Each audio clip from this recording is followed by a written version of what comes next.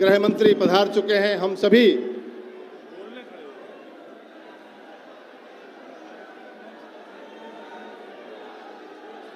मेरे साथ बोलिए, भारत माता की।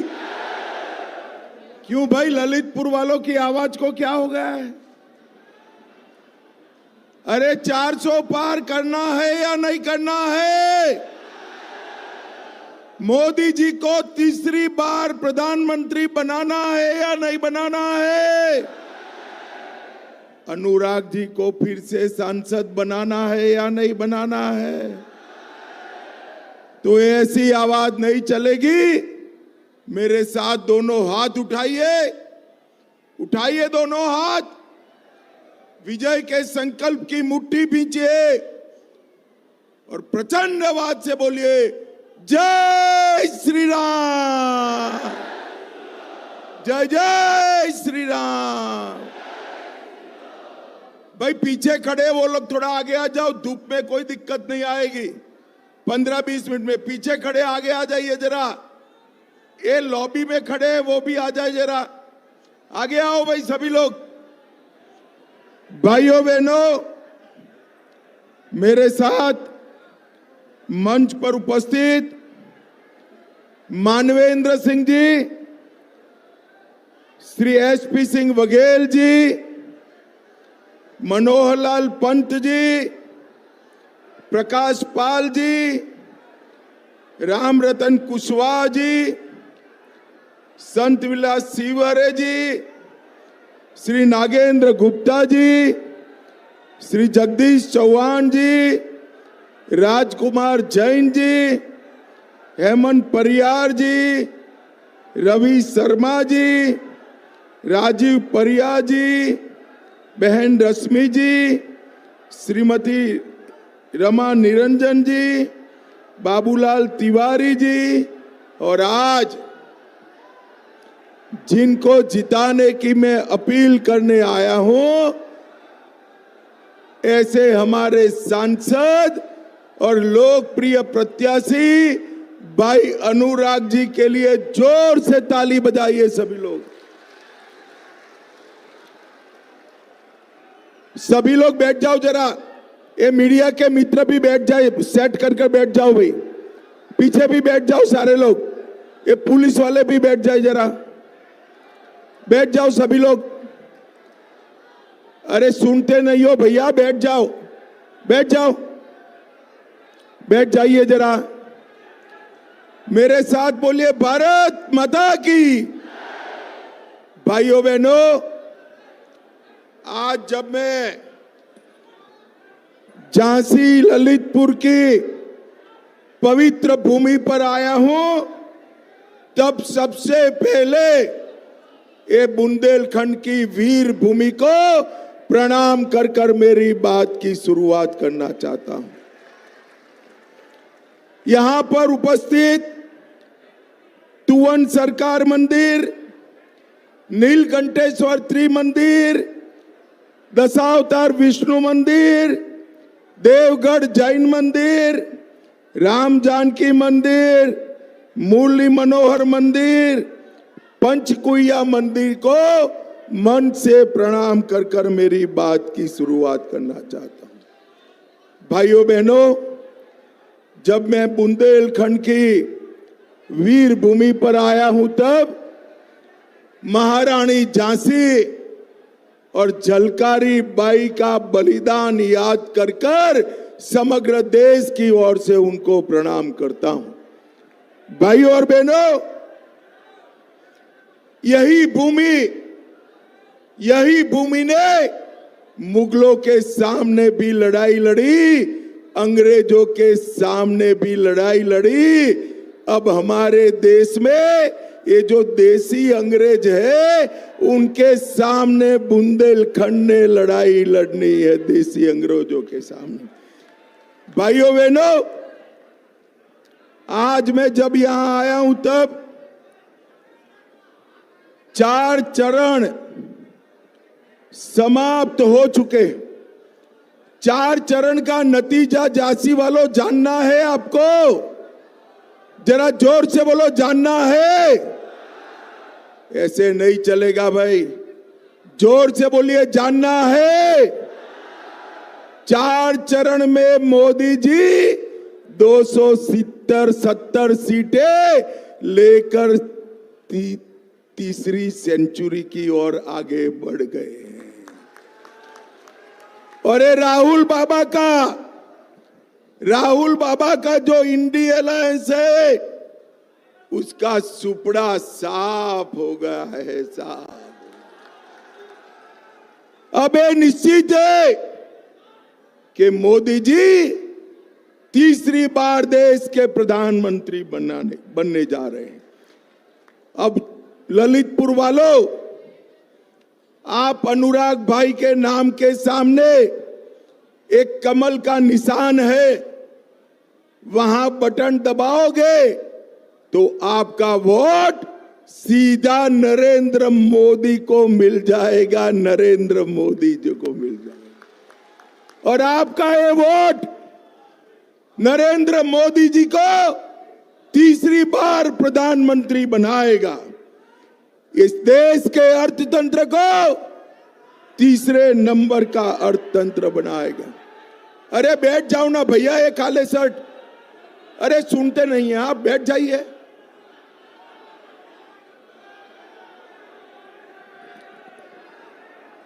हो गया यार, वो भी अपना काम कर रहे हैं, आप भी बैठो बैठो बैठो, अरे बैठो भैया।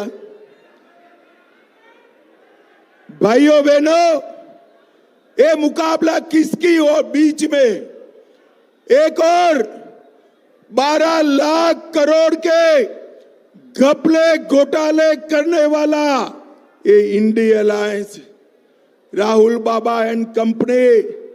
मैं आपको पूछने आया हूं, 10 साल तक सोनिया मनमोहन सरकार चली, 12 लाख करोड़ के घपले घोटाले भ्रष्टाचार करे, और दूसरी ओर मोदी जी है, 23 साल तक मुख्यमंत्री प्रधानमंत्री रहे, उन पर 25 पैसे का आरोप कोई नहीं लगा सकता भैया, कोई नहीं।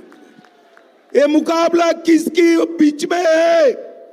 एक और चांदी की चम्मच के साथ पैदा हुए राहुल बाबा और अखिलेश यादव है, और दूसरी ओर गरीब चाय वाले के घर में पैदा हुए हमारे नेता नरेंद्र मोदी है, नरेंद्र मोदी। एक और थोड़ी गर्मी बढ़ते ही बैंकॉक थाईलैंड छुट्टी जाने वाले राहुल बाबा है, और दूसरी ओर 23 साल से दीपावली की भी छुट्टी लिए बगैर दीपावली के दिन सरहद पर जवानों के साथ बिताने वाला नरेंद्र मोदी है, नरेंद्र मोदी। भाइयों बहनों, ये लोग दो गुटों के बीच में आपको तय अभी रहने दो भाई। है ओ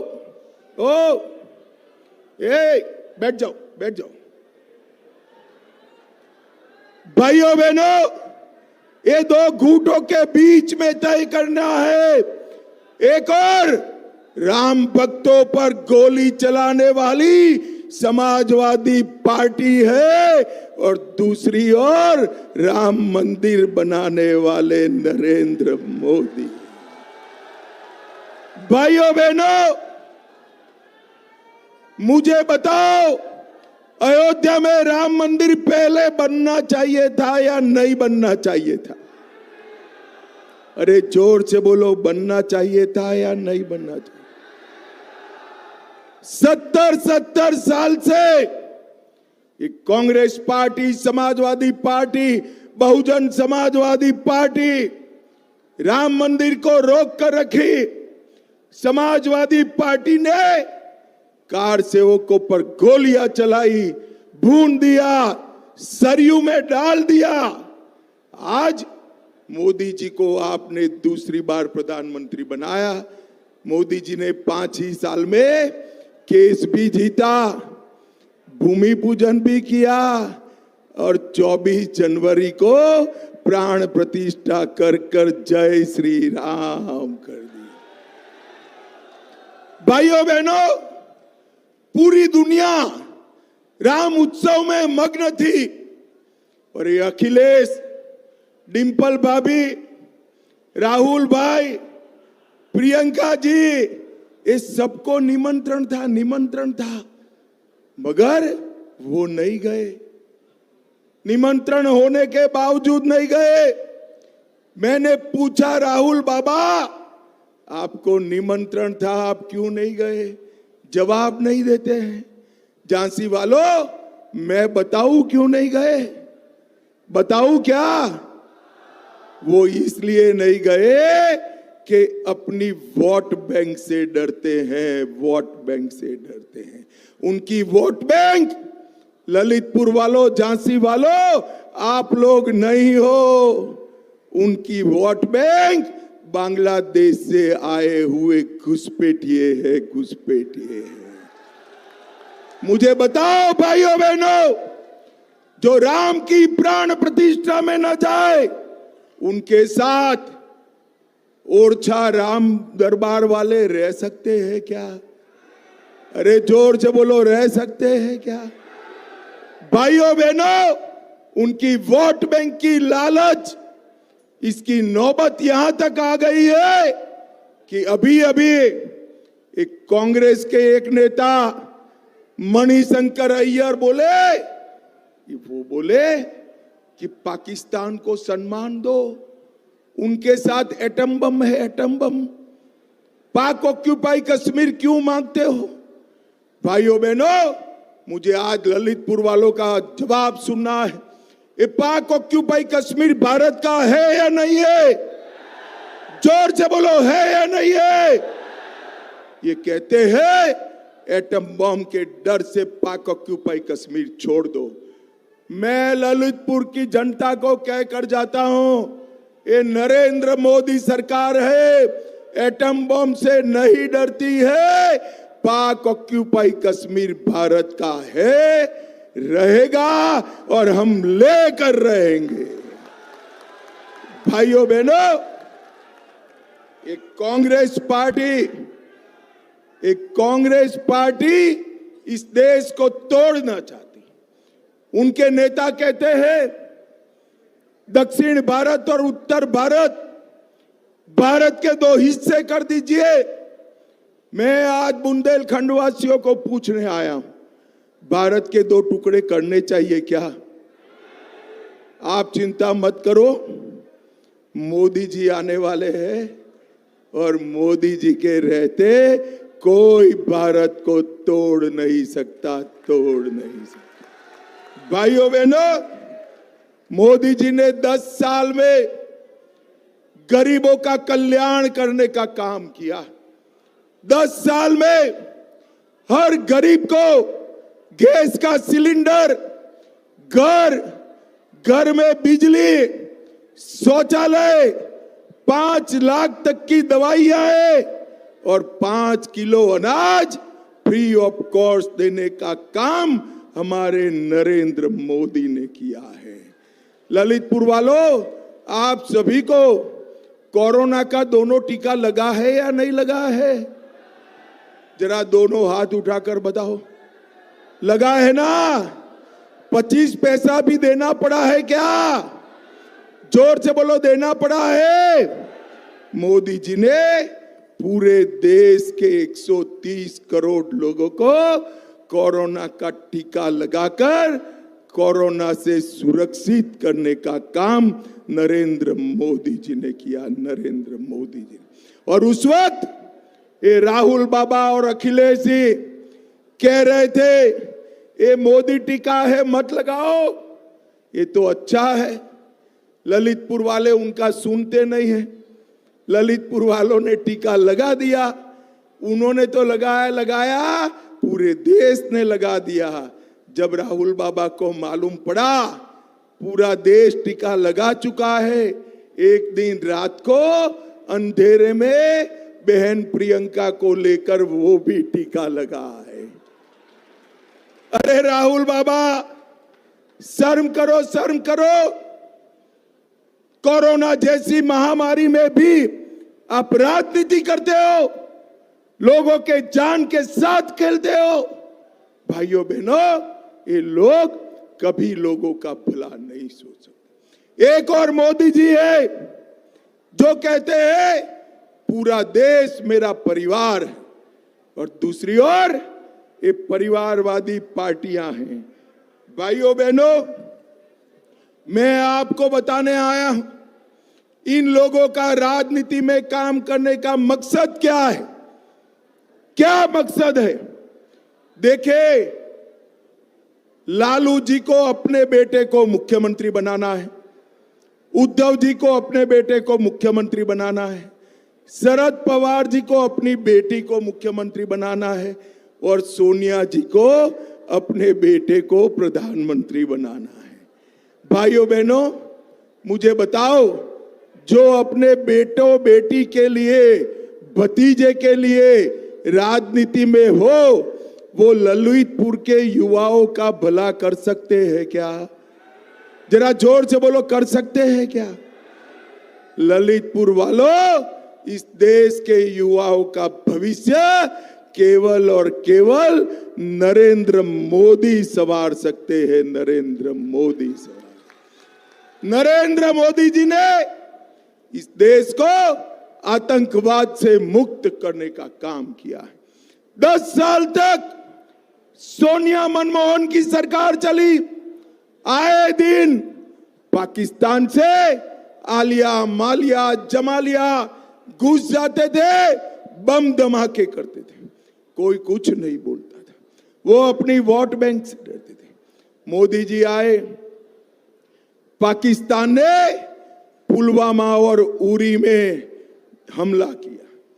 10 ही दिन में पाकिस्तान के घर में घुसकर सर्जिकल स्ट्राइक और एयर स्ट्राइक कर आतंकवादियों का सफाया करने का काम नरेंद्र मोदी जी ने किया।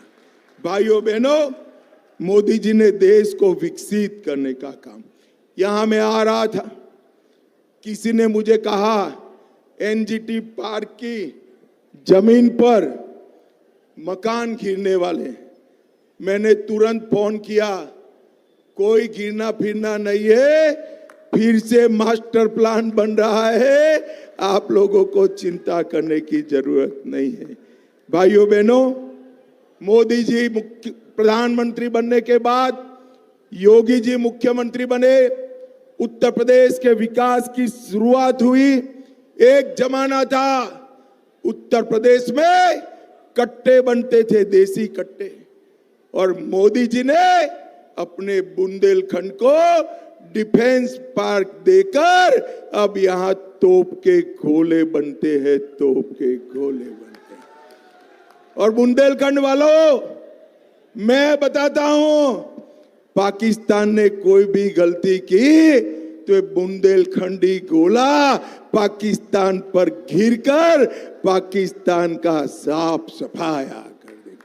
भाइयों बहनों, पूरे उत्तर प्रदेश के अंदर आज व्हीकल बन रहे हैं, मेडिकल डिवाइस पार्क बना है, बुचड़ खानों की जगह गौशालाएं बन रही है, हरदोई में पिस्तौल बन रही है, अमेठी में AK-47 राइफल बन रही है, और लखनऊ में ब्रह्मोस मिसाइल्स बनाने का काम बड़े जोरों पर चल रहा है।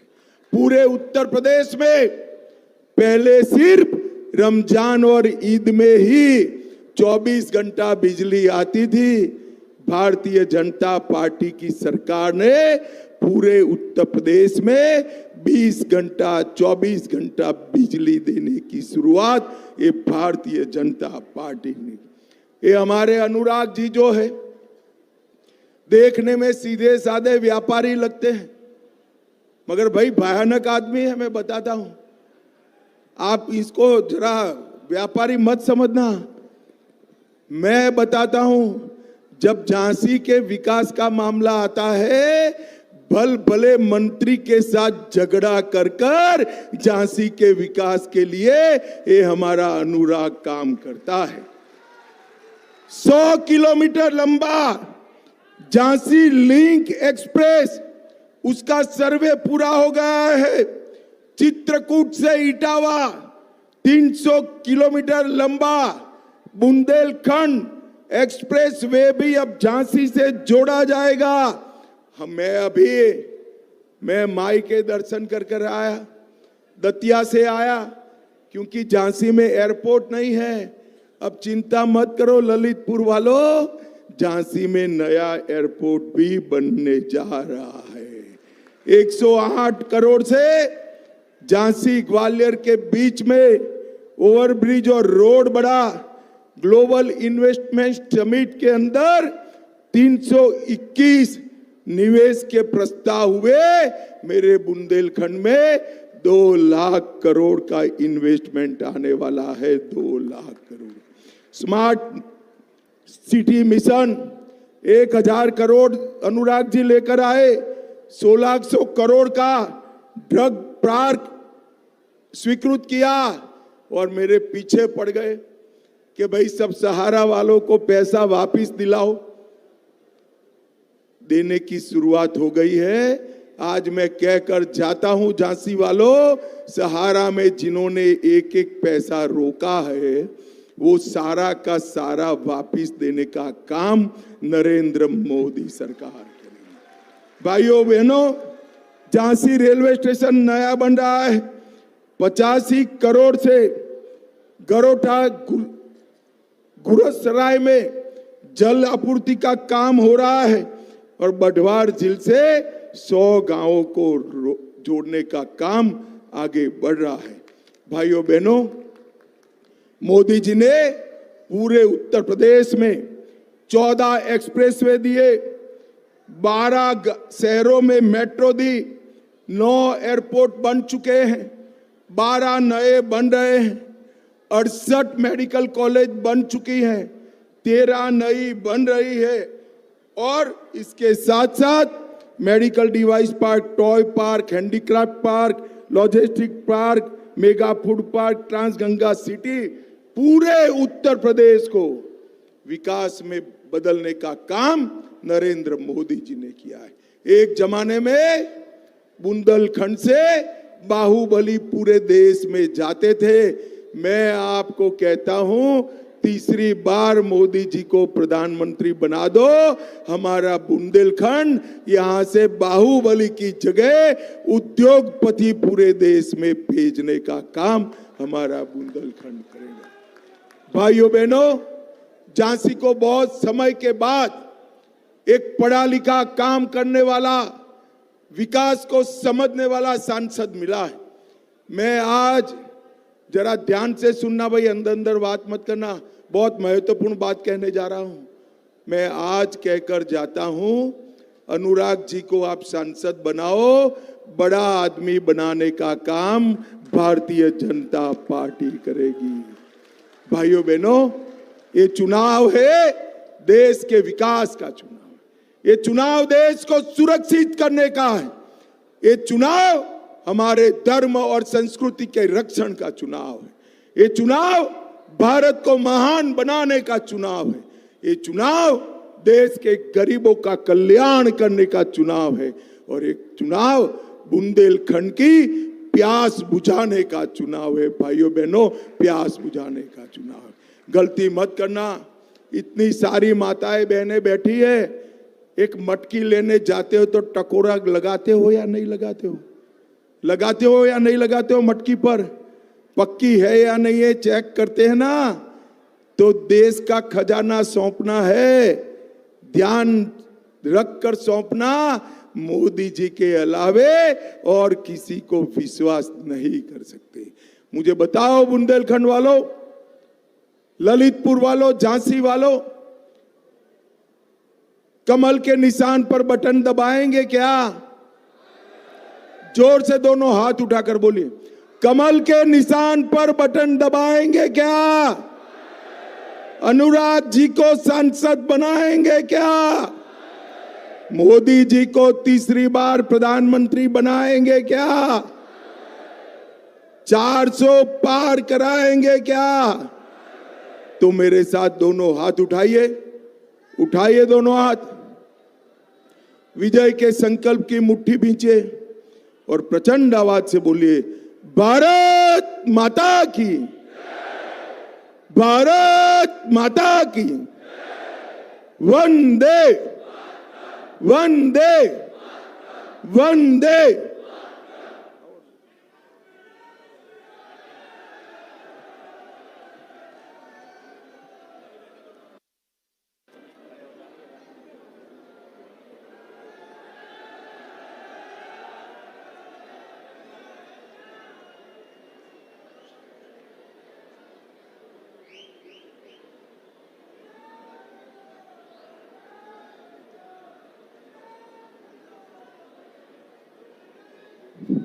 मोदी हैं तो मुमकिन है, शाह है तो संभव है।